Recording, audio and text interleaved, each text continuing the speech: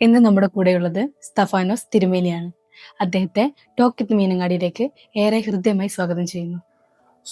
തിരുമേനിക്ക് talk with മീനങ്ങാടിയിലേക്ക് സ്വാഗതം.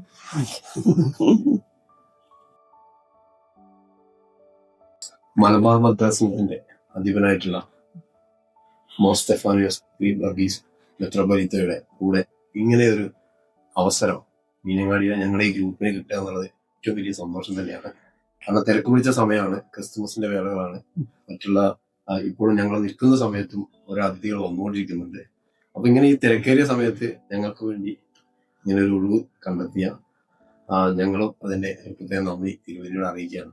എന്തായാലും വയനാട്ടിലെ ഇന്ന് ആരും ഉറ്റുനോക്കുന്ന ഒരു ശബ്ദമാണ് അങ്ങയുടെ.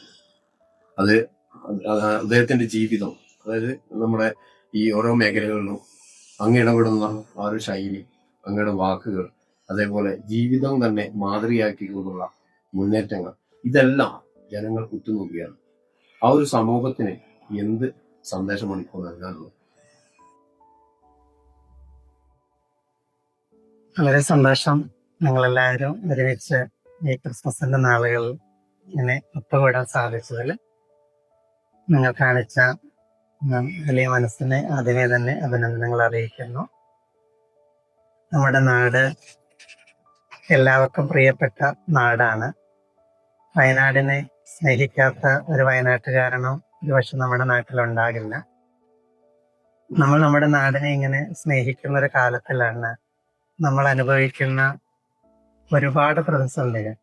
ഒത്തിരി കാലമായിട്ട് നമ്മൾ പറയുന്നതാണ്, പറഞ്ഞത് തന്നെ വീണ്ടും പറയേണ്ടുന്ന ഒരു സാഹചര്യത്തിലാണ്. നല്ലൊരു നാട്ടിൽ നമ്മൾ ജീവിക്കുമ്പോൾ നമുക്ക് ആ ജീവിതം സുഖമായിട്ട് സുരക്ഷിതത്വ ബോധത്തോടെ മുന്നോട്ട് പോകാൻ ഇന്നൊരുപാട് പ്രതിസന്ധികൾ നേരിടുന്നു. പ്രത്യേകിച്ച് നമുക്കറിയാം, നമ്മുടെ നാടിന് ആകെയുള്ളൊരു കണക്ടിവിറ്റി എന്ന് പറയുന്നത് റോഡും മാർഗം മാത്രമാണ്. റെയിലോ എയറോ സീയോ കണക്ഷൻ നമുക്ക് ഇല്ല. ഈ ഒരേ ഒരു റോഡ് കണക്ടിവിറ്റി ഉള്ളിടത്ത് അത് കോഴിക്കോട് ഭാഗത്തേക്ക് പോയ ചുരമുണ്ടാക്കുന്ന ബ്ലോക്ക് ഒരു സ്ഥലത്ത്, മൈസൂർ ഭാഗത്തേക്ക് പോയ രാത്രി യാത്ര നിരോധനം കൊണ്ടുണ്ടാകുന്ന പ്രതിസന്ധി. ഈ നാട്ടിൽ നിന്ന് സമൂഹത്തിന്റെ വിവിധ മേഖലകളിൽ എല്ലാവരും എത്തിപ്പെട്ടുകൊണ്ടിരിക്കുന്ന ഒരു കാലത്താണ് നമ്മുടെ നാടിങ്ങനെ സഞ്ചാരത്തിന്റെ മാർഗത്തിൽ പോലും വലിയ പ്രതിസന്ധി നേരിട്ടുകൊണ്ടിരിക്കുന്നത്. ഇതിൽ നിന്ന് നമുക്കൊരു മോചനം എത്രയും വേഗം ഉണ്ടാകട്ടെ എന്നുള്ളതാണ് നമ്മൾ ഏറ്റവും കൂടുതൽ ആഗ്രഹിക്കുകയും പ്രതീക്ഷിക്കുകയും ചെയ്യുന്നത്. ഇതിന് നടപടികളൊക്കെ തുടങ്ങുന്നു എന്നുള്ളത് പ്രത്യാശാജനകമാണ്. ഇത് എത്രയും വേഗത്തിൽ പൂർത്തീകരിക്കാൻ സാധിക്കട്ടെ എന്നുള്ളതാണ് നമ്മളെല്ലാവരുടെയും ആശംസകളും പ്രാർത്ഥനകളും. ഒപ്പമാണ് ഇത്രയും കാലം വയനാട്ടുകാരുടെ വലിയ വേദനയായിരുന്നു നമ്മുടെ ജീവനോപാധികളൊക്കെ നഷ്ടപ്പെടുന്നു, കാട്ടുമൃഗങ്ങള് കൃഷി നശിപ്പിക്കുന്നു എന്നുള്ളത്. പക്ഷെ ഇപ്പൊ നമ്മൾ നേരിടുന്ന വലിയ പ്രതിസന്ധി ജീവനോപാധികളുടെ നഷ്ടത്തെക്കാൾ ജീവന്റെ നഷ്ടം അല്ലേ. പണ്ട് കൃഷിയെ പോയെങ്കിൽ ഇപ്പൊ നമ്മുടെ ജീവനാണ്. തൊട്ടടുത്ത ദിവസമാണല്ലോ പുൽപ്പള്ളിയില് ഒരു ആദിവാസി മനുഷ്യന് കടുവ കൊന്നു തിന്ന സംഭവം ഉൾപ്പെടെ അത് നമുക്കിപ്പോൾ ഒരു പുതിയ വാർത്ത പോലും അല്ലാതായിക്കൊണ്ടിരിക്കും. ഈ കാട്ടുമൃഗങ്ങളിൽ നിന്നുള്ള ഒരു സംരക്ഷണം അത് വയനാടിൻ്റെ ഒരു വലിയ നിലവിളിയാണ്. അതെന്തുകൊണ്ടാണ് ആരും കേൾക്കാതെ പോകുന്നതെന്ന് ഇപ്പം നമുക്കൊരു ഉത്തരം കിട്ടുന്നില്ല. വയനാട്ടുകാരും കാട്ടിൽ കടന്നു കയറുന്നവരോ കാട്ടുമൃഗങ്ങളെ ആക്രമിക്കുന്നവരല്ല. പക്ഷെ തിരിച്ച് കടന്നുകയറ്റവും കടന്നാക്രമണവും ഒക്കെ നമ്മൾ നേരിട്ടുകൊണ്ടിരിക്കുക. മറ്റൊരു പ്രതിസന്ധി എന്ന് പറയുന്നത് ഇവിടുത്തെ നമുക്ക് ആവശ്യത്തിനുള്ള ചികിത്സാ സൗകര്യങ്ങൾ ലഭിക്കാതെ പോകുന്നു. ഒരുപാട് ഹോസ്പിറ്റലുകളുള്ള നാടാണ് വയനാട്. പക്ഷെ നമുക്കറിയാം, നമ്മുടെ നാട്ടിലൊരു രോഗി സീരിയസ് ആണെന്ന് പറയുന്നതിൻ്റെ ഒരു പര്യായപദമായിരിക്കും കോഴിക്കോട് കൊണ്ടുപോകുന്നത്. ഇപ്പോൾ ഒരു പ്രതിസന്ധി വന്നു കഴിഞ്ഞ് രോഗം ഇത്തിരി കൂടുതലായി കഴിഞ്ഞാൽ ഉടനെ നമ്മൾ ആശ്രയിക്കേണ്ടുന്നത് ഞാൻ ആദ്യം പറഞ്ഞ വലിയൊരു കണക്ടിവിറ്റി റോഡ് മാർഗമുള്ള അതും ചുരത്തിൽ പ്രതിസന്ധിയുള്ള ഈ കോഴിക്കോടിലേക്ക് ഉള്ളത്. മറ്റൊരു പ്രശ്നം എന്ന് പറയുന്നത് നമ്മുടെ നാട്ടിൽ ബഹുഭൂരിപക്ഷ ആളുകളും കർഷകരാണ്. ഇവരുടെ ഈ കാലാവസ്ഥാ വ്യതിയാനത്തിന്റെ പ്രശ്നം അത് നമുക്ക് തടയാൻ പറ്റില്ല, അവരനുഭവിക്കും. ഒപ്പം കാർഷിക വിളകൾക്ക് ആ, ആവശ്യമായ വില കിട്ടാതെ പോകും. കർഷകരെ സംബന്ധിച്ചിടത്തോളം വിലയും വിളവും ഒരുമിച്ച് കിട്ടിയാൽ മാത്രമാണ് അവർക്ക് വിജയിക്കുള്ളൂ. പലപ്പോഴും വിലയുള്ളപ്പോൾ വിളവില്ല, വിളവുള്ളപ്പോൾ വിലയില്ല.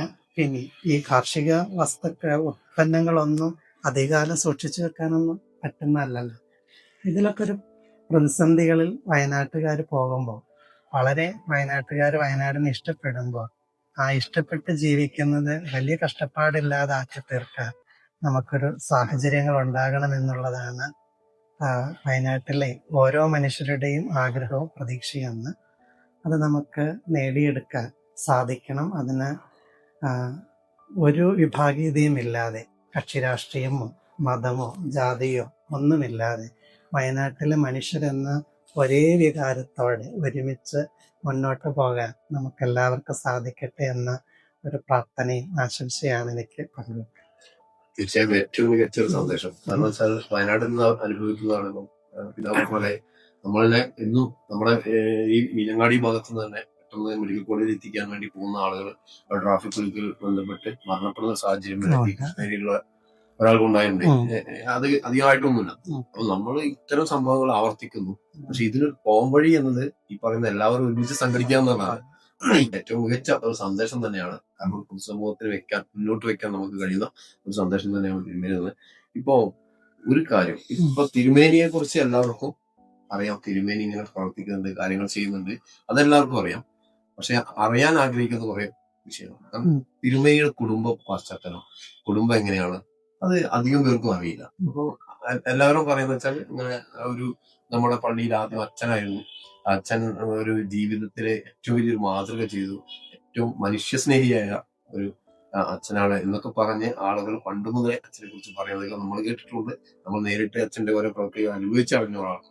അപ്പൊ സ്വാഭാവികമായിട്ടും അച്ഛനെ കുറിച്ച് കൂടുതലായിട്ട് അറിയാൻ ആളുകൾക്ക് ആഗ്രഹമുണ്ട്. അപ്പൊ അച്ഛന്റെ കുടുംബ പശ്ചാത്തലം ഒന്ന് പറയുകയാണെങ്കിൽ നമ്മുടെ മീനങ്ങാടിയിലെ പ്രേക്ഷകർക്കും അത് അറിയാൻ ആഗ്രഹമുണ്ടാവും. അവരുടെ ആ സന്തോഷത്തിലേക്ക് നമുക്കതൊന്ന് പങ്കുവെക്കാം. എൻ്റെ വീട് ബത്തേരിയിൽ ചുള്ളിയോട് റോഡിൻ്റെ അടുത്ത് മാടക്കരയിലാണ്. മാടക്കര പാലാക്കണി എന്ന ഗ്രാമത്തിലാണ്. എൻ്റെ അപ്പച്ചൻ ജീവനോടെ ഇല്ല, കടന്നുപോയിട്ട് 5 വർഷം കഴിഞ്ഞു. എനിക്ക് അമ്മയുണ്ട് വീട്ടില്. മൂത്തത് പെങ്ങളാണ്. പെങ്ങൾ കല്യാണം കഴിഞ്ഞ് കുടുംബമായിട്ട് കഴിയുന്നു. പിന്നെ എൻ്റെ മൂത്ത 2 സഹോദരങ്ങളുണ്ട്, അവരും കുടുംബമായിട്ട് കഴിയുന്നു. കുടുംബത്തിൽ ഇളയ ആളാണ്. വളരെ സന്തോഷമായിട്ട് അവരൊക്കെ ഇങ്ങനെ ഒരുമിച്ച് പോകുന്നു. ഞാൻ പഠിച്ചത് കോളിയാടി സ്കൂളിലാണ് 7ാം ക്ലാസ് വരെ. അതിനുശേഷം സുൽത്താൻ ബത്തേരി സർവജന ഹയർ സെക്കൻഡറി സ്കൂളിൽ ഹൈസ്കൂളിൽ, അമ്പലവയൽ ഗവൺമെൻറ് ഹയർ സെക്കൻഡറി സ്കൂളിൽ വൊക്കേഷണൽ ഹയർ സെക്കൻഡറിയിൽ BHSC 2 വർഷം പഠിച്ചു. അതിനുശേഷം സുൽത്താൻ ബത്തേരി സെൻറ് മേരീസ് കോളേജിൽ BSc ബോട്ടണി.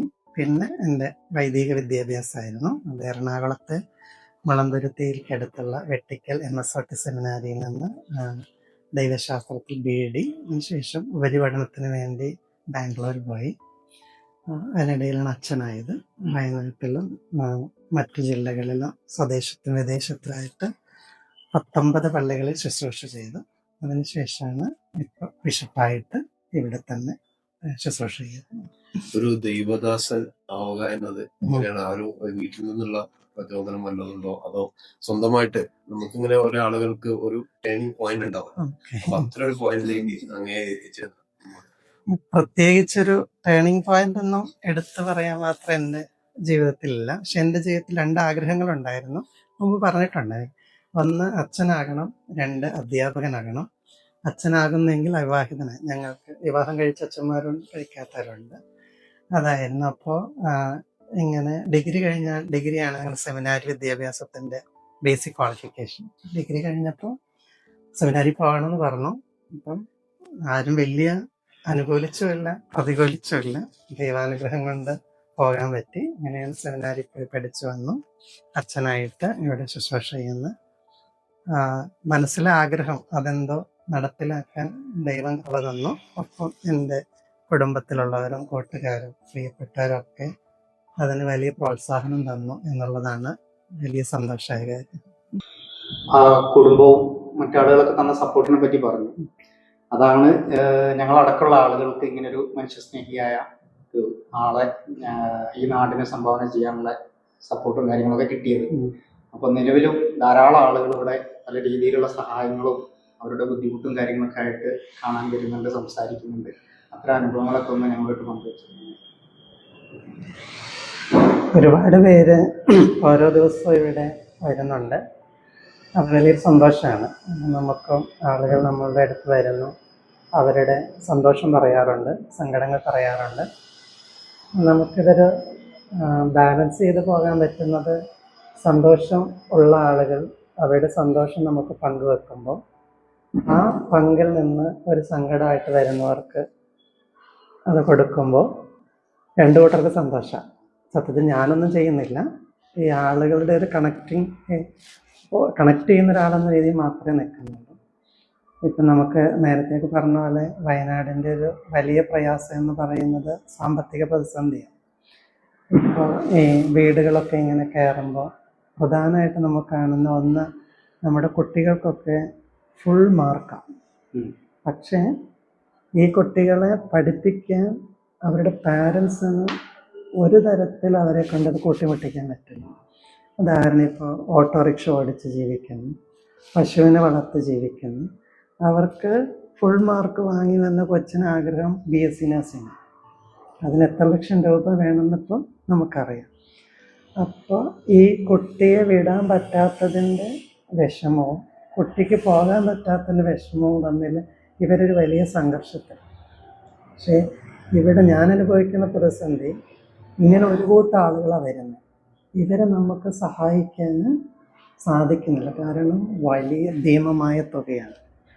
രണ്ടാമത്തത്, നേരത്തെ പറഞ്ഞ പോലെ മാരകമായ രോഗങ്ങൾ, പ്രധാനമായിട്ടിപ്പോൾ ക്യാൻസർ, കിഡ്നി രോഗം. ഇതിൽ നേരത്തെ പറഞ്ഞ പോലെ ട്രീറ്റ്മെൻറ്റൊക്കെ തുടങ്ങുന്നത് വലിയ എമൗണ്ട്. ഇതൊരു സഹായിക്കാൻ മനസ്സുള്ള ഒരാൾക്കും ഇതൊന്നും കൊക്കിലൊതുങ്ങാത്തത്ര വലിയ തുകകളാണ്. ഇവിടെ നമുക്ക് ചെയ്യാൻ പറ്റുന്ന ഇവർക്ക് ചെറിയ രീതിയിൽ ആശ്വാസമാകുക, അത് കുറേ നല്ല മനുഷ്യരുടെ മനസ്സുകൊണ്ടാണ്. സഹായിക്കുന്നവരൊന്നും വലിയ സമ്പന്നരോ കെട്ടിയിരിപ്പുള്ളവരൊന്നല്ല. അതൊന്നും മിച്ചം പിടിച്ചിട്ടാണ് അവർ സഹായിക്കുന്നത്, മിച്ചം ഉണ്ടായിട്ടൊന്നുമില്ല. കഴിഞ്ഞ ദിവസം എനിക്ക് വളരെ വിഷമം തോന്നിയൊരു കാര്യമുണ്ട്. ഒരു ചേട്ടൻ എന്നെ കാണാൻ വന്നു. അയാളിവിടെ വന്നിട്ട് ക്രിസ്മസ് അല്ലേ എന്ന് പറഞ്ഞ് വന്ന് അദ്ദേഹം കൊണ്ടുവന്ന് തന്ന പൈസ അദ്ദേഹത്തിൻ്റെ വരുമാനം വെച്ച് നോക്കുമ്പോൾ ഒരു തരത്തിൽ യോജിക്കില്ല, അത്രയും വലിയ പൈസയാണ്. അപ്പം അവർ അത്ര കൂലിപ്പണി എടുത്ത് അതിൽ നിന്ന് മിച്ചം പിടിച്ച് ഒരാളെ സഹായിക്കാൻ വേണ്ടി കൊടുക്കും. ഈ ഒരു മനസ്സ് അത് വയനാട്ടിലെ കർഷകരുടെ മാത്രം മനസ്സാണ്. ഇതെപ്പോഴും തോന്നാറുണ്ട്, കർഷകരെപ്പോഴും കൊടുക്കുന്നവർ. കച്ചവടത്തിൽ നമ്മൾ കൊടുക്കണേക്കാൾ എനിക്ക് തോന്നുന്നു കച്ചവടക്കാർ വിഷമിക്കരുത്, നമ്മൾ പക്ഷേ ലാഭത്തെയാണല്ലോ. അതുപോലെ ഇപ്പോൾ ഞാനെപ്പോഴും മുമ്പ് പറഞ്ഞിട്ടുണ്ടോയെന്ന് എനിക്ക് ഓർക്കുന്നില്ല. എൻ്റെ അപ്പച്ചനൊക്കെ ഇഞ്ചി കൃഷി ചെയ്യുന്നുണ്ട്. ഇഞ്ചി കൃഷിയുടെ വിത്ത് വാങ്ങുന്ന കടയിൽ നിന്നല്ല, അടുത്ത വീട്ടിൽ നിന്ന്. അടുത്ത വീട്ടിൽ പോയിട്ട് ഒരു ചാക്ക് ഇഞ്ചി വിത്ത് 60 കിലോയാണ്. അത് ചാക്കിൽ ഇഞ്ചി നിറച്ചിട്ട് അപ്പച്ചനും ചേട്ടനും കൂടെ ഒരു 2 കവുങ്ങിനിടയിൽ വലിയൊരു തണ്ട് കെട്ടിയിട്ട് പഴയൊരു ത്രാസിൽ വലിയ ചൂണ്ടക്കുളത്ത് ഇതിലേക്ക് ഇവർ രണ്ടുപേരും കൂടെ പിടിച്ച് കയറ്റി വെക്കുമ്പോഴേ തന്നെ ഇതൊരു 62-നൊക്കെ മുകളിൽ പൊക്കമുണ്ട്. എന്നിട്ട് ഇത് ഇവർ രണ്ടും താഴെ ഇറക്കുന്നു. ഇതിന് ശേഷം ഈ തരുന്ന ചേട്ടൻ ചെയ്യുന്നൊരു കാര്യമുണ്ട്, വീണ്ടും 2 കൈ നിറച്ച് ഈ ചാക്കിലേക്ക് വാരിയിടും. ശരിക്കും 60 കിലോയുടെ പൈസയാണ് കൊടുക്കും. അതൊരു കർഷകന് മാത്രമേ ചെയ്യാൻ പറ്റുള്ളൂ. മറ്റൊരാൾ ഇപ്പോൾ കൃഷി ചെയ്തു, നഷ്ടമാണ് അല്ലെങ്കിൽ വിളവില്ല, പക്ഷെ എങ്കിൽ പോലും അവർ അയൽവക്കക്കാർക്ക് കൊണ്ട് കൊടുക്കും, വീട്ടിൽ വരുന്ന വിരുന്നവർക്ക് കൊടുക്കും, പള്ളിയിൽ കൊണ്ട് കൊടുക്കും. എത്ര നഷ്ടം വന്നാലും അത് കർഷകൻ്റെ കൊടുക്കാനുള്ള മനസ്സോളം വേറെ ഭൂമിയിൽ ആർക്കും ഉണ്ടെന്ന് പറഞ്ഞു. ഈ നമ്മുടെ കാർഷിക മേഖല ആയതുകൊണ്ടാണ് ഇങ്ങനൊരു സഹായം ഇവിടെ ചെയ്യുന്നത്. ഈ സഹായം ഈ കടലിൽ കായം കലക്കിയ പോലെ പരിമിതമാണെന്നുള്ളതാണ്. ഇവിടെ നമുക്ക് ദൈവം അനുഗ്രഹിച്ച് നമ്മുടെ ജീവകാരുണ്യ പ്രവർത്തനങ്ങളുടെ എല്ലാം കൂടെന്ന പേരിലാണ് ഏകോപിപ്പിച്ചിരിക്കുന്നത്. ഹോസ്പിറ്റൽ ഫുഡ് കൊടുക്കുകയാണെങ്കിൽ അപ്പക്കൂട്, പുസ്തകങ്ങളായത് എന്താണ് അക്ഷരക്കൂട്, അതാണ് നിങ്ങൾ ഇരിക്കുന്ന ലൈബ്രറി. ഇത് നമുക്ക് മാനന്തവാടി നല്ലൂർനാട് ക്യാൻസർ സെൻ്ററിൻ്റെ അടുത്ത് പാതിരിച്ചാലൊരു കോഡ് ഗൈഡൻസ് സെൻ്റർ ഉണ്ട്. അവിടെ വരുന്ന ആളുകൾക്ക് നമ്മൾ ഈ റേഡിയേഷനോ കീമോ ഒക്കെ കഴിഞ്ഞ് വരുന്നവരെ സിസ്റ്റേഴ്സാണ് പരിചരിക്കുന്നത്. പോയി കൊണ്ടുവിടും, ഫുഡ് കൊടുക്കും, അക്കോമഡേഷൻ കൊടുക്കും. നമ്മൾ പൂതാടിയിൽ ഒരാളൊരു 15 സെൻറ്റ് സ്ഥലം തന്നിട്ടുണ്ട്. അവിടെ ഒരു 2 വീട് പണി നടന്നുകൊണ്ടിരിക്കുന്നു. അതും സ്ഥിരമായിട്ട് ആളുകൾ താമസിക്കാം, പക്ഷെ സ്വന്തമായിട്ട് കൊടുക്കാതെ വീടിൻ്റെ നിർമ്മാണം നടക്കുന്നുണ്ട്. വിദ്യാഭ്യാസത്തിനും വിവാഹത്തിനും ഒക്കെ പറ്റുന്ന രീതിയിലൊക്കെ നമ്മുടെ ആളുകളുടെ ഒരു അകമഴിഞ്ഞ സഹായം കൊണ്ട് ഇതൊക്കെ ഇങ്ങനെ മുന്നോട്ട് പോകുന്നു എന്നുള്ളത്. ക്രിസ്മസ് ന്യൂ ഇയർ ഒക്കെ അടുത്തു, ഇവിടെ നന്നായിട്ട് അലങ്കരിച്ചിട്ടുണ്ട്. അപ്പോൾ ഈ ഒരു വേളയിൽ ജനങ്ങളോട് എന്താണ് പറയാനുള്ളത്? നമുക്കെല്ലാവർക്കും വളരെ സന്തോഷമുള്ള സമയങ്ങളാണ് ക്രിസ്മസ് ന്യൂ ഇയർ കാലങ്ങൾ. ജാതി മത അതിരുകൾക്കൊക്കെ അപ്പുറമായിട്ട് എല്ലാവരും ആഘോഷിക്കുന്ന, സന്തോഷം കണ്ടെത്തുന്ന സമയങ്ങളാണ് ക്രിസ്മസ് ന്യൂ ഇയറിന് ഇടയിലുള്ള സമയം. ഇവിടെ മൈലമ്പാടി ചാപ്പലിലെ യുവജന പ്രസ്ഥാനത്തിലെ ഒരു 15ഓളം ചെറുപ്പക്കാരാണ്. ഒരു മാസത്തോളം അവർ കഠിനാധ്വാനം ചെയ്തിട്ടാണ് ഈ അരമനയും പരിസരം ഇത്ര മനോഹരമാക്കി. എല്ലാവരും ഓരോ തൊഴിലിൽ ഏർപ്പെടുന്നവരാണ്. എനിക്ക് സന്തോഷം തോന്നിയ കാര്യം, അവർ രാത്രി ഒരു 9 മണിയൊക്കെ ആകുമ്പോൾ വന്ന് 3 മണി വരെ പണിയെടുത്താണ് ഇത് ഇത്ര ഭംഗിയാക്കി. പ്രത്യേകിച്ച് ഈ കാലം നമുക്കറിയാം, യുവാക്കൾ ലഹരിക്ക് അടിമപ്പെടുന്നു എന്നുള്ളതാണ് എല്ലായിടത്തും കേൾക്കുന്ന ഒരു വേദനാജനകമായ കാര്യം. പക്ഷെ ഇന്ന് ജീവിതത്തെ ലഹരിയായി കണ്ട് നന്മയെ ലഹരിയായി സ്വീകരിച്ച ഒരു കൂട്ടം ചെറുപ്പക്കാരുടെ അധ്വാനം ഈ പ്രദേശത്തൂടെ കടന്നു പോകുന്ന എല്ലാവരുടെയും മനസ്സിന് സന്തോഷം, കണ്ണിന് സുന്ദരമായ കാഴ്ച കൊടുക്കാൻ പറ്റും. അപ്പം അതിലൂടെ അവർക്ക് സന്തോഷമുണ്ടായി, മറ്റുള്ളവർക്ക് അവർ സന്തോഷം കൊടുക്കും. ആഘോഷങ്ങളൊന്നും അവസാനം കുറ്റബോധം ഉളവാക്കാത്തതാകുമ്പോഴാണ് ശരിക്കൊരാഘോഷമാകും. ആ ആഘോഷത്തിൻ്റെ ആനന്ദം അനന്തമായിട്ട് ഇങ്ങനെ നിലനിൽക്കുകയും ചെയ്യും. ലഹരിയുടെ ഒരു സന്തോഷം അത് സമയം നൈമിഷികമാണ്, പിന്നീട് അത് കുറ്റബോധം ഉണ്ടാക്കും. അത് അനുഭവിക്കുന്നവർക്കും അത് ചുറ്റുപാടുള്ളവർക്കൊക്കെ വേദനയാണ്. ക്രിസ്മസ് അപ്പോൾ നമുക്ക് കുറ്റബോധമില്ലാത്ത സന്തോഷത്തിലേക്ക്, ആർക്കും വേദന ഉണ്ടാക്കാത്ത സന്തോഷത്തിലേക്കുള്ള ഒരു സന്ദർഭമായിട്ട് മാറ്റപ്പെടണം. പുതുവത്സരം നമുക്ക് എന്നും പ്രതീക്ഷകൾ നൽകുന്നതാണ്. അതിങ്ങനെ ഒരു കലണ്ടർ മാറ്റുന്നതോ കലണ്ടറിൽ ഒരു താള് മറിക്കുന്നതോ മാത്രമല്ല. ദിവസങ്ങളൊന്നും നമ്മുടെ ജീവിതത്തിന് വലിയ പുതുമ തരാറില്ല, പക്ഷെ ജീവിതം ദിവസങ്ങൾക്ക് പുതുമ കൊടുക്കും, അല്ലേ? ജനുവരി 1-ാം തീയതിയിലെ നമ്മുടെ മനോഭാവമാണ് അതിനൊരു പുതുവത്സരാക്കുന്നത്. ജനുവരി 2-ാം തീയതിയും ആ പുതുമയുള്ള മനോഭാവം നമ്മുടെ മനസ്സിൽ സൂക്ഷിച്ചാൽ ഈ 1-ാം തീയതി പോലെ തന്നെ ഭംഗിയുള്ളത്. പിന്നെ പറയാറുള്ളൊരു കാര്യം ഇങ്ങനെയാണല്ലോ, ഭരണഘടനയൊന്നും ലംഘിച്ചിട്ടില്ലെങ്കിലും ഏറ്റവും കൂടുതൽ ലംഘിച്ചത് പുതുവർഷ പ്രതിജ്ഞകളായിരിക്കും. പുതുവർഷത്തിൻ്റെ പ്രതിജ്ഞ ലംഘിക്കാതിരിക്കാൻ ഒരു ശ്രമം ഉണ്ടായാൽ പോലും ഇതിങ്ങനെ അനന്തമായിട്ടൊരു പുതുവത്സരത്തിൻ്റെ പുതുമ സൂക്ഷിക്കാൻ പറ്റും. ഒരു സംശുദ്ധമായ ക്യാൻവാസ് പോലെ പുതുവത്സരം നമ്മുടെ മുമ്പിലേക്ക് വന്നു. എന്തെഴുതണം, എന്ത് വരയ്ക്കണം, അതൊക്കെ നമ്മൾ നിശ്ചയിക്കുന്നത്. നമുക്കതിനെ വേണമെങ്കിൽ മനോഹരാക്കാം, വികലാക്കാം. ഇതൊക്കെ നമ്മുടെ മനോഭാവങ്ങൾ മാത്രമാണ്. മറ്റുള്ളവരെങ്ങനെ വേണമെങ്കിലും നമ്മളോട് പെരുമാറാം, നമുക്കൊരിക്കലും മാറ്റാൻ പറ്റില്ല. പക്ഷെ എങ്ങനെ പ്രതികരിക്കണം, അത് നമ്മുടെ മാത്രം കയ്യിലെടുക്കാം. മനോഹരമായൊരു കോട്ടുണ്ടല്ലോ ഇംഗ്ലീഷിൽ, a person is valued not by his action but by his reaction. ഒരാളുടെ മൂല്യം നിർണ്ണയിക്കപ്പെടുന്നത് അയാളെ എങ്ങനെ പ്രവർത്തിക്കുന്നു എന്നല്ല, ഒരു പ്രവർത്തനത്തോടെ അയാൾ എങ്ങനെ പ്രതികരിക്കുന്നു എന്നുള്ളത്. അത് നമ്മുടെ കൺട്രോളിലാണ്. എന്നോടൊരാൾ ദേഷ്യപ്പെട്ടത് തിരിച്ച് ദേഷ്യപ്പെടണോ വേണ്ടേ എന്നുള്ളത് എൻ്റെ കൺട്രോളാണ്. ആൾക്ക് ദേഷ്യപ്പെടാതിരിക്കുക. പുതുവത്സരത്തിൻ്റെ പുതുമയെന്ന് പറയുന്നത് നമ്മുടെ മുമ്പിലേക്ക് പ്രപഞ്ചത്തിൻ്റെ നാഥൻ നൽകിയ പുതിയൊരു ക്യാൻവാസ് എല്ലാവർക്കും കിട്ടുമല്ലോ. കിട്ടി, അതൊരു ദൈവാനുഗ്രഹമാണ്, കിട്ടാൻ പോവുകയാണ്. അതിന് ആ പുതുമയോടെ ഭംഗിയായി സൂക്ഷിക്കാം. അടുത്തൊരു വർഷം നമ്മുടെ ജീവിതം കൊണ്ട് നമ്മൾ ജീവിക്കുന്ന ചുറ്റുപാടിൽ ഒരു നാഴികക്കല്ലിടാൻ പറ്റും, സ്നേഹത്തിൻ്റെ. ആ നാഴികക്കല്ലിടാൻ പറ്റിയ കിട്ടിയ ഒരു പുതിയ വർഷം ഒരു നല്ല വർഷമായിരിക്കും നമുക്കും നമ്മുടെ ചുറ്റുപാടുള്ളവർക്കും. ഭൂമിയിൽ ജീവിച്ചു എന്ന് ഉള്ളതിന് ചില കയ്യൊപ്പുകളോ കാൽപ്പാടുകളൊക്കെ അവശേഷിപ്പിക്കാൻ പറ്റും. മനുഷ്യരെയും മൃഗത്തെയും വ്യത്യാസപ്പെടുത്തുന്നതാണല്ലോ.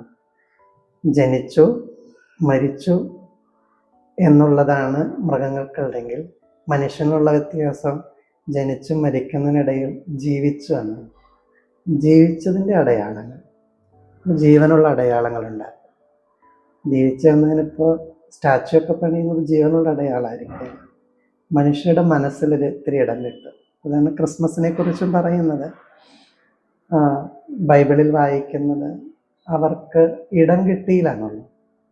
ഇന്നത്തെ പ്രശ്നം അതാണല്ലോ. ചില മനുഷ്യർക്ക് മണ്ണിലിടമില്ല, മണ്ണിലിടമുള്ളവർക്ക് മനസ്സിലിടമില്ല. മണ്ണിൽ ഇത്തിരി സ്ഥലം ഉണ്ടാവണം, മനസ്സിൽ ഇത്തിരി സ്ഥാനം ഉണ്ടാവണം. അപ്പോഴാണ് മനുഷ്യൻ്റെ ജീവിതം മനോഹരമാണ്. ആർക്കെങ്കിലുമൊക്കെ മണ്ണിൽ ഇത്തിരി ഇടം കൊടുക്കാനും മനസ്സിൽ ഇത്തിരി സ്ഥാനം കൊടുക്കാനും സാധിക്കുക എന്നുള്ളതാണ് ഈ ക്രിസ്മസും പുതുവത്സരവും നമ്മെ സ്നേഹപൂർവ്വം ക്ഷണിക്കുന്നത്. അതിലേക്ക് വരുന്നതായിരിക്കും ഏറ്റവും മനോഹരമായി തീരുക. അപ്പം തന്നെ ഈ ക്രിസ്മസ് കാലത്ത് എന്നെ വളരെ ചിന്തിപ്പിച്ചൊരു കാര്യം ഇതാണ്. ക്രിസ്തു പിറന്നത് ബേത്ലഹേമിലാണ്. ബേത്ലഹേംകാർ അറിഞ്ഞില്ല ക്രിസ്തു പിറന്നത്. കാരണം അവരിങ്ങനെ ഭയങ്കര തിരക്കിലാണ്. തിരക്കെന്ന് പറഞ്ഞാൽ കണക്കെടുപ്പ് നടക്കുകയാണ്. അപ്പോൾ അവരുടെ പേര് ചേർക്കാനുള്ള തിരക്കിലാണ്. പേരിന് വേണ്ടിയുള്ള പോരാണല്ലോ ഇന്ന് ലോകം മുഴുവൻ. പക്ഷെ ഈ പേരിന് ഇങ്ങനെ പോരടിക്കുമ്പോൾ വേര് അറ്റുപോകണത് അറിയുന്നില്ല. പേരാണോ വേരാണോ പ്രധാനം എന്നുള്ളത് നമ്മുടെ മനസ്സിൽ എപ്പോഴും ഉണ്ടാകുകയാണെങ്കിൽ നല്ലതായിരിക്കും. പേരിന് വേണ്ടി പോരടിക്കുന്നതിനേക്കാൾ വേര് അറ്റുപോകാതെ സൂക്ഷിക്കാൻ കൂടെ സാധിച്ചാൽ സുന്ദരമാകും ജീവിതവും പുതിയ വർഷവും എല്ലാം. തിരുമേനി നമ്മൾ ഇപ്പോൾ പറഞ്ഞു, ജീവിച്ചിരിക്കുന്ന നമ്മൾ ആളുകളെ മനസ്സിൽ നിലനിൽക്കുക എന്നുള്ളത് എപ്പോഴും നമ്മളതിൽ ഏറ്റവും നന്നായിട്ട് കാണുന്ന ഒന്നാണ് പുസ്തകങ്ങൾ. ആളുകൾ എത്ര കടന്നു പോയാലും അവർ എഴുതി വെച്ചതും ബുക്കുകളൊക്കെ അങ്ങനെ നിലനിൽക്കും. ഇവിടെ ഒരു ഏറ്റവും സന്തോഷമുള്ള കാര്യം, ഞാൻ പൊതുവെ ബുക്കിനോടൊരു താല്പര്യമുള്ള ആളാണ്. ഈ ലൈബ്രറി സംവിധാനങ്ങളൊക്കെ കാണുമ്പോൾ ഭയങ്കര സന്തോഷമുണ്ട്. അപ്പോൾ എന്താ ഈ ഇങ്ങനൊരു കളക്ഷനിലേക്ക് എത്തിയതും അതെങ്ങനെയാണ് പരിപാലിച്ചു കൊണ്ടുപോകുന്നത് എന്നൊക്കെ ഒന്ന് അറിഞ്ഞു. ലൈബ്രറിയുടെ പേര് അക്ഷരക്കോട് എന്നാണ്. പണ്ട് മുതലേ അക്ഷരത്തോടും ആശയങ്ങളോടും അടങ്ങാത്തൊരു സ്നേഹമുണ്ടായിരുന്നു. ആദ്യം പറഞ്ഞതുപോലെ എഴുതിയവർ മരിക്കും, പക്ഷെ അവരെഴുതിയതൊന്നും മരിക്കില്ല. നമുക്ക് മനസ്സിനെ വളരെ സ്വാധീനിക്കുന്ന ചില സന്ദേശങ്ങൾ അത് പറഞ്ഞു പോകുന്നതിനേക്കാൾ നല്ലതാണ് എഴുതിക്കൊണ്ടുപോകുന്നത്. അങ്ങനെ എഴുതി വെക്കുന്നതൊക്കെ എപ്പോഴെങ്കിലും ആരുടെയെങ്കിലൊക്കെ ജീവിതത്തിന് പ്രയോജനകരമാകുക എന്നുള്ളതാണ് സന്തോഷകരമായ കാര്യം. പിന്നെ എന്നെ സംബന്ധിച്ച് എൻ്റെ ഒരു വിനോദം എന്ന് പറയുന്നത് എഴുത്തും വായനയാണ്. എന്നും വായിക്കാൻ ഇഷ്ടമാണ്, എന്നും എന്തെങ്കിലും എഴുതുക. അതുകൊണ്ടാണ് എല്ലാ ദിവസവും രാവിലെ ഒരു ചെറിയ കുറിപ്പ് ഇങ്ങനെ എഴുതിയിടുന്നു, വായിക്കാൻ അതിനകത്ത് ചെയ്യുന്ന കാര്യം. ഈ ലൈബ്രറി എന്ന് പറയുന്നത് എൻ്റെ ഒരു 24ഓളം പുസ്തകങ്ങൾ എഴുതിയിട്ടുണ്ട്. ഇത് നമുക്ക് വായിക്കാൻ വേണ്ടി ഇങ്ങനെ സ്വന്തമായി വാങ്ങിയ പുസ്തകങ്ങൾ കൂടിയാണ്. ആർക്കും ഇവിടെ ഒന്ന് വായിക്കാം, അച്ഛന്മാർക്ക് മറ്റുള്ളവർക്കൊക്കെ വരാറും വായിക്കാറായിട്ട്. വായന എപ്പോഴും നമുക്ക് വലിയൊരു മാനസിക സന്തോഷവും ഒരു ഊർജവും പകരുന്ന ഒരു കാര്യമാണ്. വായനാ ദിനമൊക്കെ നമ്മൾ ആചരിക്കാറുണ്ട്. വായനയ്ക്ക് വേണ്ടി വർഷത്തിൽ ഒരു ദിവസം മാറ്റി വെക്കുന്നതിനേക്കാൾ ഓരോ ദിവസവും വായനയ്ക്ക് വേണ്ടി ഇത്തിരി സമയം കണ്ടെത്തുന്നതായിരിക്കും അതായിരിക്കും വായനാ ദിനം നമുക്ക് നൽകുന്ന സന്ദേശം. പുസ്തകങ്ങൾ എപ്പോഴും നമുക്കൊരു കൂട്ടാണ്. ഒരുപാട് പേരുടെ ജീവിതാനുഭവങ്ങളും അവരുടെ ചിന്തകളും അവരുടെ ലോകത്തേക്കൂടെ നമുക്ക് ഒരു പ്രവേശനം ഇതിലൂടെ കിട്ടുകയാണ്. പുസ്തകങ്ങളെ അക്ഷരങ്ങളെ സ്നേഹിക്കുന്നവർക്ക് എപ്പോഴും ഒരു സന്തോഷം ഉണ്ടാകും. അവരുടെ മനസ്സെപ്പോഴും വിശാലമായിക്കൊണ്ടിരിക്കുക എന്നുള്ളതാണ്. അതിലേക്ക് ഇന്നത്തെ കാലത്ത് വായന മരിക്കുന്നെന്ന് പറയുന്നെങ്കിൽ പോലും വായനയെ നെഞ്ചോട് ചേർത്ത് സൂക്ഷിക്കുന്നവർ ഒരുപാടുണ്ട്. അത് ചിലപ്പോൾ ഒരു വായന സ്ക്രീനിലേക്ക് മാറിയിട്ടുണ്ടെന്ന് മാത്രമേ ഉള്ളൂ. എങ്കിൽ പോലും വായിക്കുന്നവരുണ്ട്. പുസ്തകങ്ങളിൽ നിന്ന് വായിക്കുമ്പോൾ കിട്ടുന്ന സുഖം ഒരു പക്ഷേ സ്ക്രീനിൽ നിന്ന് കിട്ടിക്കോളുന്നില്ല. അതുകൊണ്ട് തന്നെയാണ് പുസ്തകങ്ങൾ ഇങ്ങനെ ചേർത്തത്. അതുപോലെ ഇവിടേക്ക് കടന്നു വരുമ്പോൾ ഈ പറഞ്ഞ പോലെ രണ്ട് ഘടകങ്ങൾ നമ്മളെപ്പോഴും ആകർഷിക്കുന്ന രണ്ട് ഘടകങ്ങൾ. ഒന്ന് മനോഹരമായ ഒരു കൃഷിത്തോട്ടമാണ്. അതിലാണ് ഇപ്പൊ കഴിഞ്ഞ വർഷങ്ങളിലാണ് നമ്മൾ വത്തക്ക വരെ വിളവെടുത്തു. അപ്പൊ അങ്ങനെ വ്യത്യസ്തമായ കൃഷി രീതികളും അതേപോലെ ഈ മണ്ണിനെ അറിയുന്ന, അതായത് ഈ മേഖലയായിട്ട് ബന്ധപ്പെട്ട ആളുകൾ പോലും നിരുത്സാഹപ്പെട്ട് അതിൽ നിന്ന് മാറി നിൽക്കുമ്പോഴാണ് ഇങ്ങനെയുള്ളൊരു ബിഷപ്പ് ഹൗസിനോട് ചേർന്ന് ഇത്ര മനോഹരമായി കൃഷിത്തോട്ടം വയ്ക്കുക. അപ്പൊ അങ്ങനെയുള്ള ഒരു ചിന്ത അതൊരു നല്ല മാതൃകയാണ്. കാരണം നമ്മൾ മെനക്കെട്ട് കഴിഞ്ഞാൽ എന്തിനും റിസൾട്ട് ഉണ്ടാവും എന്നുള്ള ഒരു മെസ്സേജ് കൂടിയാണ്. അപ്പൊ അതേക്കുറിച്ച് കഴിഞ്ഞ 2 വർഷങ്ങളായിട്ട് നമുക്ക് നല്ല പച്ചക്കറി വിളയിക്കാൻ പറ്റി. അത് ഞാനിവിടെ നിന്ന് പറയുമ്പോൾ അതിനകത്ത് എനിക്ക് വിഷമമുള്ളത് എൻ്റെ അധ്വാനമില്ല, ഇത് മുഴുവൻ ഇവിടുത്തെ അച്ഛന്മാരുടെ കഠിനാധ്വാനമാണ്. കഴിഞ്ഞ വർഷത്തെ കൃഷിക്ക് ഏറ്റവും മുൻനിരയിൽ നിന്ന് പ്രവർത്തിച്ചത് അമ്പഴത്തിനംകുടി എൽദോ അച്ഛനാണ്. ഈ വർഷം അതിൻ്റെ ഏറ്റവും മുൻനിരയിൽ നിൽക്കുന്നത് മന്മേൽ ജെയിംസ് അച്ഛനാണ്. പിന്നെ ഇവിടെയുള്ള ഇവിടുത്തെ പ്രീ സെമിനാരി വിദ്യാർത്ഥികളൊക്കെ. നമുക്കൊരു സന്തോഷം എന്ന് ഇവിടെ ഇങ്ങനെ ഇത് വിളഞ്ഞു കിടക്കുമ്പോൾ കാണുന്ന ഒരു മനസ്സിൻ്റെ സുഖം. പിന്നെ ഇത് ഇവിടെ നമ്മൾ കറി വെച്ച് കഴിക്കുമ്പോൾ കിട്ടുന്ന രുചി വ്യത്യാസമാണ്. അതിൻ്റെ ടേസ്റ്റ് നമുക്കറിയാം. പ്രത്യേകിച്ച് നമ്മൾ ഒരു രാസവളവും ചേർക്കാതെ ചെയ്യുന്നത് കൊണ്ട് ഇതിൻ്റെ ടേസ്റ്റ് വളരെ. പിന്നെ ഇത് നമുക്ക് കൊടുക്കുന്നൊരു സന്ദേശം നല്ലതാണ്. നമ്മുടെ മുൻവശം ഇങ്ങനെ കാട് പിടിച്ച് കിടക്കുന്നില്ല, ഭംഗിയായിട്ട് പച്ചക്കറി വിളഞ്ഞു നിൽക്കുന്നു. വൈകുന്നേരം അവിടെ പോകുമ്പോൾ കിട്ടുന്ന ഒരു സന്തോഷം. ഇവിടെ നമുക്ക് വിഷരഹിതമായിട്ടുള്ള സാധനങ്ങൾ കഴിക്കാൻ കിട്ടുന്നുണ്ട്. പിന്നെ ഇവിടെ ഒരു ബുദ്ധിമുട്ട് വരുന്ന, ഇത് നമുക്ക് കൃത്യമായിട്ട് മാർക്കറ്റ് ചെയ്യാനൊന്നും അത്ര പറ്റാറില്ല. സാമ്പത്തികമായിട്ട് നോക്കിയാൽ മെച്ചവും നല്ലിപ്പോലും നമുക്ക് സന്തോഷമുണ്ട്, ആരോഗ്യത്തെ സൂക്ഷിക്കാൻ പറ്റും എന്നുള്ളതാണ്. അച്ഛന്മാരുടെ ഒരു വലിയ കഠിനാധ്വാനത്തിന്റെ ഭാഗമായിട്ടാണ് ഇത് ചെയ്തത്. നമ്മളിപ്പോ കണ്ടുവരുന്ന ഒരു ശരിയല്ലാത്ത ഒരു നിലപാടാണ് സോഷ്യൽ മീഡിയയിലൂടെ കൂടുതലായിട്ട് ഇങ്ങനെ വന്നുകൊണ്ടിരിക്കുന്നത്. അതായത് ഒരാളിടുന്നൊരു പോസ്റ്റിന് അയാളുടെ കൊടിയുടെ നിറം, മതത്തിന്റെ അവരുടെ മതം ഏതാണ്, അവരുടെ പേരെന്താണ്, അങ്ങനെയെല്ലാം ചിത്രീകരിച്ചുകൊണ്ട് അതിനെതിരെ ശരിക്കും ഒരു പരാമർശം ആർക്കും ഉൾക്കൊള്ളാൻ കഴിയാത്ത രീതിയിലുള്ള ചിത്രീകരണങ്ങളും അതേപോലെ പുതിയ ഓരോ കുപ്രചരണങ്ങളൊക്കെ പങ്കുകൊണ്ട് ആളുകളെ മുഷിപ്പിക്കുന്ന അവസ്ഥയിലെത്തിക്കുക. ഇതൊരു കൂടി വരുന്നുണ്ട്. അപ്പൊ അത്തരം ആളുകൾക്ക്, അത്തരം ലക്ഷ്യങ്ങളായിട്ട് പോകുന്നവർ, അവർക്ക് എന്ത് സന്ദേശമാണ്? എനിക്ക് തോന്നുന്നു നമുക്കുണ്ടാകേണ്ടുന്ന ഒരു തിരിച്ചറിവിന്റെ ആവശ്യകതയാണത്. ഈ വയനാടൻ പശ്ചാത്തലത്തിൽ എന്ന് പറയുമ്പോൾ എൻ്റെ ഓർമ്മയിലുള്ള കാര്യം, നമ്മുടെ വീട്ടിലിപ്പോൾ ഒരു കല്യാണം നടക്കുന്നു, അവിടെ ഏത് ജാതിയുടെ എന്നൊരു ചിന്ത പോലും നമുക്കില്ല. ആരാണ് നമ്മുടെ അയൽവക്കത്തെ കല്യാണമാണ്, ഇപ്പോഴാണല്ലോ കാറ്ററിംഗുകാരൊക്കെ വന്നേ. മുമ്പ് നമ്മളെല്ലാവരും കൂടിയാണ്, മുസ്ലിംസിൻ്റെ ആണെങ്കിൽ ഹിന്ദു മതത്തിൽപ്പെട്ടവരും ക്രൈസ്തവ മതത്തിൽപ്പെട്ട ആരുടെയും ഇല്ല, എല്ലാവരും കൂടി നമ്മൾ ഭക്ഷണം ഉണ്ടാക്കാനും വെന്താനും എന്തിന് അവരുടെ വിരുന്നിന് പോകുന്നു, അവരുടെ കല്യാണം പള്ളിയിൽ നടത്തുന്നതിനോ അമ്പലത്തിൽ നടത്തുന്നു, എവിടെ വെച്ച് നടത്താറ് അതുപോലെ നമ്മൾ പങ്കെടുക്കാം. ഈ ഒരു വിഭാഗീയതയും ഒന്നും ഇല്ലാതെ നമ്മൾ നിലനിന്നിരുന്ന ഒരു കാലത്താണ് സോഷ്യൽ മീഡിയയിൽ ഇത് കാണുമ്പോൾ നമുക്ക് അത്ഭുതമാണ്. ശരിക്കും യാഥാർത്ഥ്യമായിട്ടുള്ള കാര്യമാണ് എന്നുള്ളത്. നമുക്കുണ്ടാകുന്ന തിരിച്ചറിവ് എന്ന് പറയുന്നത്, ഇവിടെ എല്ലാവരും ഒരുമിച്ച് അവനവൻ്റെ മതത്തിൽ വിശ്വസിക്കുകയും എന്നാൽ മറ്റ് മതങ്ങളെ മനോഹരമായിട്ട് മാനിച്ചും പോകുന്ന ഒരു സംസ്കാരം, അത് സംരക്ഷിക്കണം. അതിന് ആരെതിര് നിന്നാലും അവരെ തള്ളിക്കളയാനുള്ള മനസ്സുണ്ടാകുക എന്നുള്ളൂ. നമുക്ക് നന്മ എല്ലായിടത്തും ഉണ്ട്, അതിനെ സ്വീകരിക്കാനായിട്ട് പറ്റും. ഒരിക്കലും പിന്നെ ഞാൻ എന്തുകൊണ്ട് ക്രിസ്ത്യാനിയായി, അല്ലെങ്കിൽ മറ്റൊരാൾ എന്തുകൊണ്ടാണ് ഒരു മുസ്ലിം വിഭാഗത്തിലോ ഹൈന്ദവ വിഭാഗത്തിലോ ജനിച്ചതെന്ന്, ഇതൊക്കെ ബൈ ചാൻസ് അല്ല. ഇല്ല, ഞാൻ സത്യസന്ധമായ ഉത്തരം എന്താ, എൻ്റെ അപ്പനും അമ്മയും ക്രിസ്ത്യാനിയായിരുന്നു, അതുകൊണ്ടല്ല ഞാൻ ക്രിസ്ത്യാനിയായ. അല്ലാണ്ട് ഞാൻ ലോകത്തിലെ മുഴുവൻ മതങ്ങൾ പഠിച്ചിട്ട് ഇതാണ് ശരിയെന്ന്. അപ്പം ഞാൻ ജനിച്ചു വീണ മതത്തിൻ്റെ വിശ്വാസവും മൂല്യങ്ങളും അനുസരിച്ച് ജീവിക്കുക, അത് ജീവിച്ച് കാണിച്ചു കൊടുക്കുക, അതിലേക്കാണ് നമ്മൾ എത്തേണ്ടത്. അല്ലാണ്ട് മതത്തിൻ്റെ പേരിൽ പ്രശ്നം എന്താണ്, മതവിശ്വാസികളെ തട്ടിയിട്ട് നമ്മുടെ നാട്ടിൽ നടക്കാൻ പറ്റില്ല, പക്ഷെ ആത്മീയര് ഇല്ലതാണ്.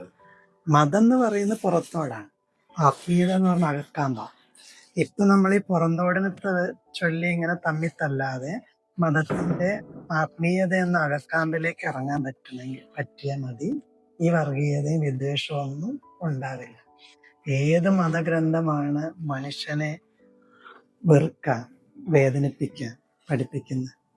ശരിക്ക് മതവിശ്വാസികളിൽ നിന്ന് ആത്മീയരായി മാറാൻ ശ്രമിച്ചാൽ മാത്രം നമുക്കിതിനൊക്കെ മറികടക്കാൻ പറ്റും. പിന്നെ സോഷ്യൽ മീഡിയ നമ്മളാണ് കൈകാര്യം ചെയ്യുന്നത്.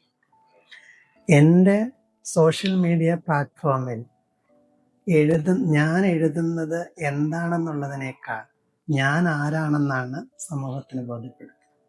ഞാൻ എന്താണ് ഷെയർ ചെയ്യുന്നത്, എന്താണ് പോസ്റ്റ് ചെയ്യുന്നത്, എന്താണ് കമന്റ് ചെയ്യുക, അതെന്തെന്നതിനേക്കാൾ ഞാൻ ആരാണെന്നുള്ളത്. അപ്പൊ എൻ്റെ മനസ്സിൽ മതമാണുള്ളതെങ്കിൽ ഞാൻ വർഗീയത വരും. ഞാൻ മതത്തിന്റെ പുറന്തോടിന് ഉള്ളിൽ പോയി അകക്കാമ്പിന്റെ ആത്മീയതയിലേക്ക് എത്തിയാൽ ഞാൻ മാനവികത പടർത്തും. മതം പദത്തിനേക്കാൾ മാനവികത പരത്താനും മനസ്സുണ്ടായാൽ മാത്രം മതിയാകുമെന്നാണ് തോന്നുന്നത്. അതിലേക്ക് നമ്മൾ ഈ വർഗീയതയെ അത് നമ്മൾ ഒരിക്കലും ചെയ്യേണ്ട കാര്യമില്ല. അതുപോലെ തന്നെയാണ് രാഷ്ട്രീയവും. എല്ലാവർക്കും കക്ഷി രാഷ്ട്രീയമുണ്ട്, പക്ഷെ കക്ഷി രാഷ്ട്രീയത്തിന് അപ്പുറമായിട്ട് നമുക്ക് രാഷ്ട്രബോധം ഉണ്ടല്ലോ. എല്ലാ കക്ഷി രാഷ്ട്രീയക്കാരും ഒരുമിച്ച് കൂടുമ്പോഴാണ് നമ്മുടെ രാഷ്ട്രം സുരക്ഷിതമാകും. അതിലേക്ക് വരണം. എല്ലാവർക്കും അവരുടെ രാഷ്ട്രീയ നിലപാടുകൾ സ്വീകരിക്കാം, പക്ഷെ ആരെയും വെറുക്കേണ്ട കാര്യമില്ല. ഏട്ടൻ്റെ മകന്റെ മകൾ 1.5 വയസ്സായിട്ടുള്ളൂ. ആ മോള് എൻ്റെ അപ്പച്ചനെ കണ്ടിട്ടില്ല. എൻ്റെ അപ്പച്ചൻ ചെറുപ്പത്തിൽ മരിച്ചുപോയ ആളല്ല, 85 വയസ്സിലാണ് മരിച്ചു. ആകെ നമ്മൾ ഇത്രയേ ഉള്ളൂ.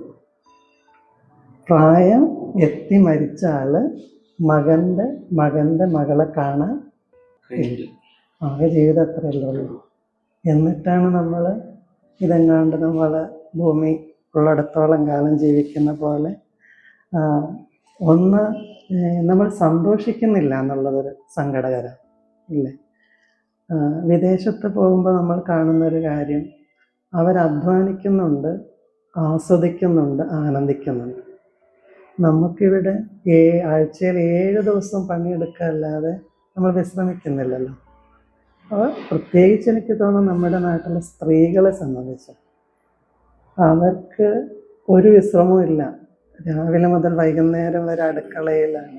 വിശേഷ ദിവസം പോലും അവർക്ക് ചെറിയ വിശ്രമം ഉണ്ടാകുന്നില്ല.